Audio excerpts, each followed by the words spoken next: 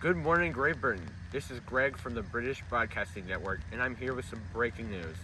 After the recent war, an intense and unexpected unfolding of events has recently occurred in our country. The Prime Minister was kidnapped, but thanks to a mysterious genius detective, he was found and the culprits were caught. Today, we have one of our very own reporters, John Smith, on the scene with both the Prime Minister and Detective Poirot to get their side of the story. Yes, Greg. It's been a wild past couple of days here waiting for the Prime Minister's return, and I'm thankful to see him back.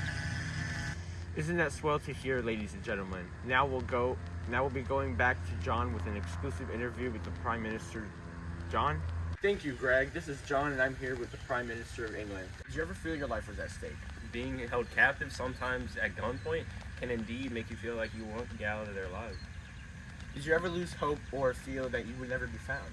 They kept me for what felt like an eternity, but I never lost hope. I knew someone would come to help and get me. Are you thankful for the detective that helped find you and solve the case? I'm grateful to every member of the team that came and found me, and I would like to commend them for their actions and quick thinking.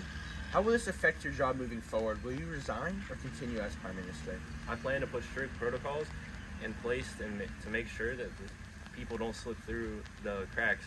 If something like this ever happens again, we will have a special team placed led by detectives who found me and ready to take action.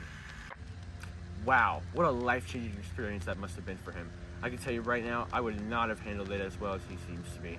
But after such a rescue with seemingly no harm done to him, we have a mysterious detective to thank. Now back to you, John, with the hero himself, the one behind bringing the Prime Minister to safety and the kidnappers to justice. Hello again, Britain. I'm here with the brave man behind the Prime Minister's rescue, Hercule Poirot. No, please refer to me as Poirot. You are Monsieur... Oh, it's John, sir. Anyway, I've been told that you were the one who found the Prime Minister's relocation. Oh yes, it was nothing.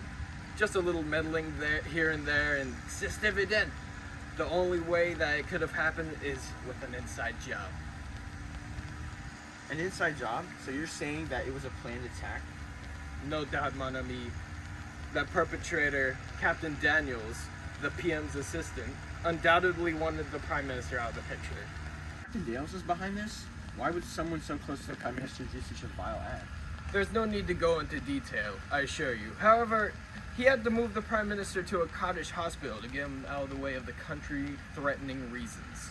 Country-threatening, you say? Is there any information we can get on that? No worries, my friend. It is merely a meeting of higher-ups. Moving on, Daniel's plan was supposedly flawless at first. Yes. I've been informed he was gagged and found inside of the Prime Minister's escort. How could he have done it? You see, it's as though he made a mirage to conceal his true identity. At first, I had my doubts.